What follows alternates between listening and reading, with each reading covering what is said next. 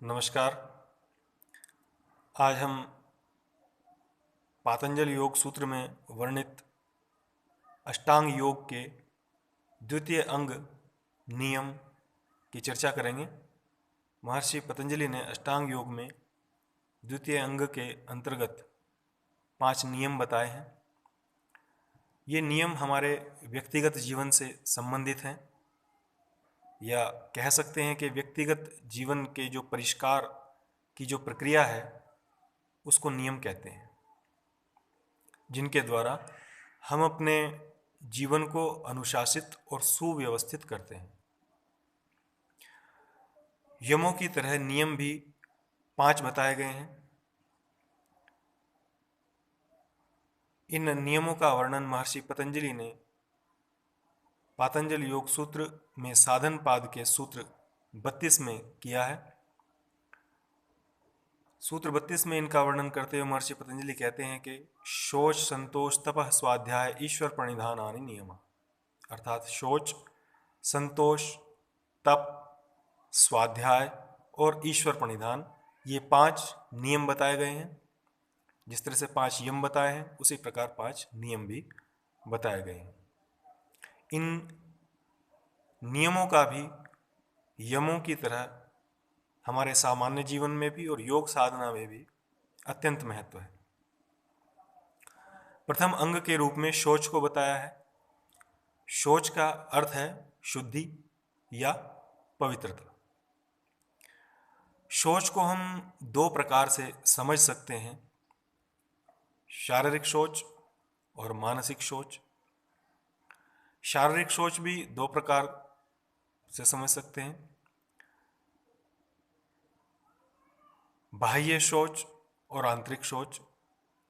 बाह्य शौच हम नित्य प्रति जो हमारे नित्य कर्म होते हैं, स्नान आदि करके, शरीर की शुद्धि करके, शरीर की बाह्य शुद्धि करके जो किया जाता है उसको बाह्य शौच कहते हैं। आंतरिक शौच यानी जो हम षटकर्म, प्राणायाम, योगाभ्यास आदि के द्वारा करते हैं उसको आंतरिक शौच कहा जाता है। मानसिक शौच अर्थात मन की शुद्धि, मन की पवित्रता, ये बहुत महत्वपूर्ण है साधना की दृष्टि से भी और सामान्य जीवन में भी। क्योंकि मन में अगर अशुद्धि होगी, मन में अगर मैल रहेगा, मन में अगर विकारों का मल जमा रहेगा, तब तक हम योग साधना में आगे नहीं बढ़ सकते हैं और सामान्य जीवन में भी हम अच्छा व्यवहार नहीं कर पाएंगे। मन की शुद्धि के लिए हमें अच्छे लोगों, अच्छे व्यक्तियों, अच्छे विचार वाले लोगों का संग करना चाहिए, स्वाध्याय करना चाहिए। बुरी संगत के जो लोग हैं, बुरी संगत के जो मित्र हैं, उन्हें त्यागना चाहिए, जिससे नकारात्मक विचार दूर हो सके और सकारात्मक भाव या सकारात्मक विचार उत्पन्न हो गए, जिससे हम अच्छे कार्य में संलग्न हों, सृजनात्मक कार्य में संलग्न हों। क्योंकि जब तक मन में विकार रहेंगे, जब तक मन में छल कपट रहेगा, तब तक मन या चित्त साधना के अनुकूल नहीं बन पाएगा। श्री रामचरितमानस में गोस्वामी तुलसीदास जी कहते हैं कि निर्मल मन जन सो मोहि पावा, मोहि कपट छल छिद्र न भावा। अर्थात जब तक मन में, चित्त में मोह, कपट, छल, छिद्र इस तरह के भाव रहेंगे, तब तक अंतःकरण में परमात्मा प्रकट नहीं होता, उसकी प्राप्ति नहीं होती, उस परमात्मा की कृपा नहीं होती। निर्मल मन जन सो मोहि पावा, जो निर्मल मन है, जिसके राग द्वेष समाप्त हो चुके हैं, जिसके मन से छल कपट दूर हो चुका है, वही ईश्वर को प्रिय होता है, वही उसको अच्छा लगता है और उसी पर उसकी कृपा होती है, उसी के अंतःकरण में वो प्रकट होता है, उसी को वो दर्शन देता है। तो शौच का योग साधना की दृष्टि से भी, आध्यात्मिक दृष्टि से भी और सामान्य जीवन में भी अत्यंत महत्व है। अब दूसरे अंग के रूप में महर्षि पतंजलि संतोष के बारे में बताते हैं। संतोष एक मानसिक गुण है जिससे जीवन में अत्यंत सुख और शांति का अनुभव होता है। अपने पुरुषार्थ से, अपनी मेहनत से जो अर्जित किया है, जो कमाया है, उसी में अपना जीवन यापन करना, उसी में संतुष्ट रहना ही संतोष कहलाता है। सभी प्रकार की धन संपदाओं, सभी प्रकार की संपत्तियों से ये संतोष रूपी धन श्रेष्ठ बताया गया है। यह संतोष रूपी धन प्राप्त होने पर सभी प्रकार के धन संपत्ति वैभव मिट्टी के समान प्रतीत होते हैं। यह कहा भी गया है कि गोधन, गजधन, बाजधन और रतन धन खान, जो पावे संतोष धन, सब धन धूरि समान। यानी संतोष रूपी धन के प्राप्त होने पर सभी प्रकार के धन संपत्ति वैभव वो सब मिट्टी के समान प्रतीत होते हैं, वो सब व्यर्थ प्रतीत होते हैं, क्योंकि संतोष ही सबसे बड़ा धन है, उससे बड़ा धन कोई नहीं है। और जो व्यक्ति संतुष्ट हो गया है, जो आत्मसंतुष्ट है, जो अपने पुरुषार्थ से जो प्राप्त हो रहा है उसमें संतुष्ट है, वही साधना के मार्ग में आगे बढ़ सकता है, क्योंकि संतुष्ट व्यक्ति का ही चित्त स्थिर हो सकता है। असंतुष्ट व्यक्ति का चित्त कभी स्थिर नहीं होगा और योग साधना के लिए स्थिर चित्त की अत्यंत आवश्यकता है। इसके पश्चात महर्षि पतंजलि तीसरे नियम के रूप में तप के बारे में बताते हैं। तप का अर्थ है तपाना। इससे पहले भी हम तप, स्वाध्याय और ईश्वर प्रणिधान की चर्चा क्रिया योग के अंतर्गत कराए हैं, लेकिन यहाँ नियम के अंतर्गत भी ये बताए गए हैं, तो यहाँ पर भी हम इनकी थोड़ी चर्चा करेंगे। तप का अर्थ है तपाना। जिस तरह से किसी धातु को, लोहा, सोना, चांदी, तांबा आदि को अग्नि में तपा करके उसके मल, उसके कीट, उसके विकार दूर किए जाते हैं और शुद्ध धातु को प्राप्त कर लिया जाता है, इसी प्रकार से योग अग्नि में या योग अभ्यास रूपी अग्नि में इस शरीर, मन और इंद्रियों को तपा करके इसे योग साधना के अनुकूल बनाना है, इसे योग के उच्च अभ्यासों के अनुकूल बनाना है। इसी को तप कहते हैं। जैसे श्वेताश्वतरोपनिषद में भी कहा गया है, न तस्य रोगो न जरा न मृत्यु प्राप्तस्य योगाग्निमय शरीरम। यानी जब साधक का शरीर योगाग्नि से युक्त हो जाता है, जब उसका शरीर योग रूपी अग्नि में तप जाता है, उसके शरीर, मन, इंद्रियां पूर्ण रूप से योगाग्नि में तप कर शुद्ध हो जाती हैं, तभी वो योग साधना के अनुकूल बन पाता है, योग साधना के लिए उपयोगी बन पाता है। और योगाग्नि से युक्त ऐसे साधक को न कभी रोग होता है, न कभी बुढ़ापा आता है और न कभी उसकी मृत्यु होती है। इसकी व्याख्या हम पहले भी क्रिया योग के अंतर्गत कर चुके हैं। तप का एक अर्थ और हम समझ सकते हैं। इस प्रकार किसी कार्य के लिए, अच्छे कार्य के लिए या योग साधना आदि में भी जब हम आरंभ करते हैं तो प्रारंभ में अभ्यास में हमें कठिनाइयाँ सामने आती हैं, दिक्कतें सामने आती हैं। तो कुछ लोग, कुछ साधक उससे डर कर, घबरा कर उसे बीच में ही छोड़ देते हैं, लेकिन कुछ साधक अपने मार्ग पर अड़िग होते हैं। उन दिक्कतों का, उन समस्याओं का सामना करते हुए अपने मार्ग पर अड़िग रहते हैं, निरंतर आगे बढ़ते रहते हैं और धीरे धीरे उसके अभ्यस्त हो जाते हैं। कहने का मतलब यह है कि सामान्य जीवन में भी और साधना में भी जब हम कोई कार्य प्रारंभ करते हैं तो समस्याएं, कष्ट, विघ्न, बाधाएं हमारे सामने आती हैं। अगर हम उनसे घबरा करके भाग जाएंगे तो हम अपने लक्ष्य को प्राप्त नहीं कर पाएंगे। लेकिन यदि हम उस पर अड़िग रहते हैं, उन विघ्न बाधाओं को सहन करते हुए, उनको फेस करते हुए, उनको पूर्ण रूप से उनका सामना करते हुए हम निरंतर आगे बढ़ते रहते हैं अपने मार्ग में, तो हमें अपने लक्ष्य की प्राप्ति निश्चित रूप से होती है। तो ये भी एक प्रकार का तप है, अपने सदुद्देश्य के लिए, अपने लक्ष्य के लिए निरंतर अपने मार्ग पर अड़िग रहना, आगे बढ़ते रहना और आने वाली विघ्न बाधाओं से विचलित न होना, ये भी एक प्रकार का तप है। तो तप का भी जीवन में भी, सामान्य जीवन में और योग साधना की दृष्टि से भी अत्यंत महत्व है। अगला चौथा नियम महर्षि पतंजलि स्वाध्याय को बताते हैं।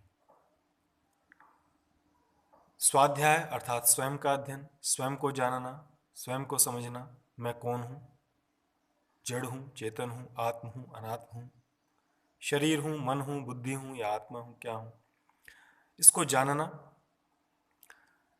कहने का तात्पर्य है कि स्वयं अपने जीवन का समीक्षात्मक अध्ययन ही स्वाध्याय है।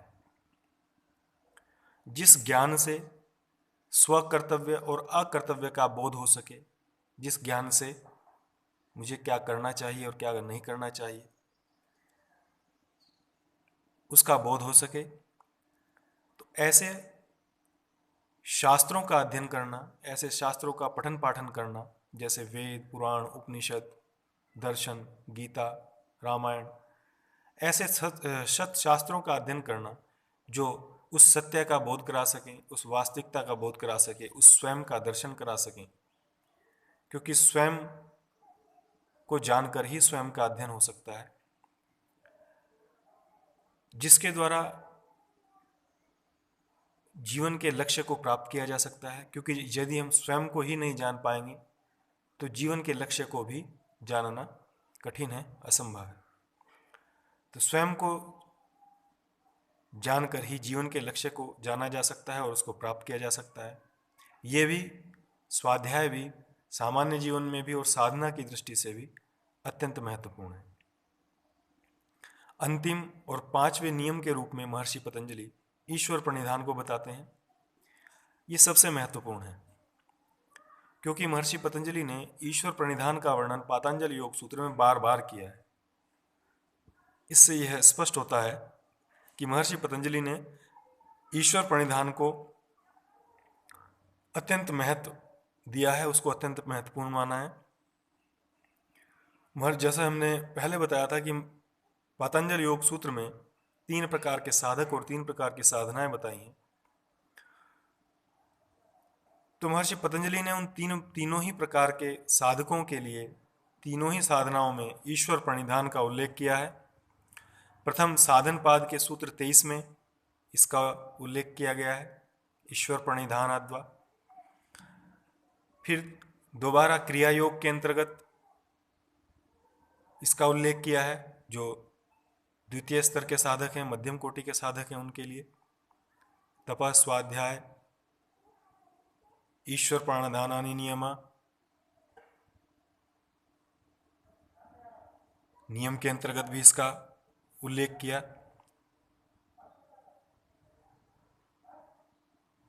तो बार बार महर्षि पतंजलि ने इस ईश्वर प्रणिधान की चर्चा की है, इसीलिए की है क्योंकि इसका अत्यंत महत्व है। चाहे साधक उत्तम कोटि का हो, चाहे मध्यम कोटि का हो, चाहे अधम कोटि का हो, तीनों ही साधकों के लिए तीनों ही साधनाओं में इस ईश्वर प्रणिधान का महर्षि पतंजलि ने उल्लेख किया है। ईश्वर प्रणिधान का अर्थ है कि मन वचन कर्म से उस परम तत्व परमात्मा के प्रति आत्मसमर्पण कर देना, टोटली सरेंडर कर देना, अपने आप को उसके समक्ष पूरी तरह से खाली कर देना। ईश्वर प्रणिधान की चर्चा अगर हम करें तो इसके लिए पूरा दिन भी कम पड़ सकता है, क्योंकि उस ईश्वर की महिमा अपरंपार है। एक बहुत सुंदर व्याख्या ईश्वर अर्थात भगवान की देखने को मिलती है। भगवान अर्थात भ, ग, व, न, इन 4 वर्णों से भगवान शब्द बना है। भ अर्थात जो भरण पोषण करने वाला है, जो भरण पोषण की सत्ता है, जो हमारा भरण पोषण करता है, जो जगत का भरण पोषण करता है। ग अर्थात जो गमनागमन की सत्ता है, जिसके माध्यम से, जिसकी सत्ता से जगत में गति हो रही है, जिसकी सत्ता से जगत गतिमान हो रहा है, चलायमान हो रहा है। व अर्थात जो वायु अर्थात जो प्राण का अधिष्ठाता है, अर्थात जिसके द्वारा समस्त जगत प्राण से ओतप्रोत हो रहा है, समस्त जगत के प्राणी उसी प्राण से अपना जीवन यापन कर रहे हैं। न अर्थात नेति नेति करते हुए वाणी जिसका बखान करने में अपनी असमर्थता प्रकट करती है, अर्थात वाणी उसका बखान करने में असमर्थ है, उसको पूर्ण रूप से वाणी के द्वारा प्रकट नहीं किया जा सकता। तो ऐसा जो वो भगवान है, ऐसा जो वो ईश्वर है, उसके प्रति हमें कृतज्ञता ज्ञापित करनी चाहिए, उसके प्रति हमें समर्पण का भाव रखना चाहिए, क्योंकि करने और कराने वाला वो ईश्वर ही है। मनुष्य में ये भ्रांति होती है कि जो कर रहा हूँ मैं कर रहा हूँ, ये भ्रम है, ये भ्रांति है। इस भ्रांति को दूर करने का उपाय वो ईश्वर प्रणिधान, मन वचन कर्म से उसके प्रति समर्पित होना, शुद्ध अंतःकरण से निर्मल मन जन सो मोहि पावा। निर्मल मन से उसके प्रति समर्पित रहेंगे तो निश्चित रूप से हमारी रक्षा करेगा, हमारा किसी न किसी रूप में प्रत्यक्ष अप्रत्यक्ष रूप से साथ देगा।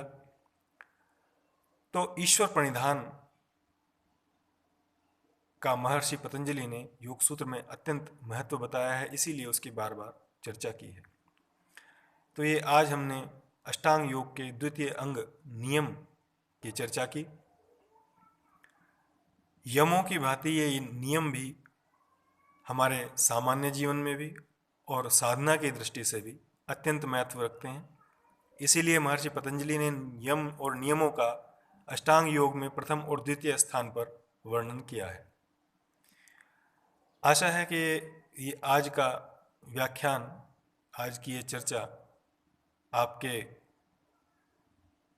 अध्ययन और आपके सामान्य जीवन के लिए भी लाभदायक होगी, क्योंकि ये सब चीज़ें हमारे जीवन के लिए भी अत्यंत लाभदायक हैं। इसी कामना के साथ धन्यवाद।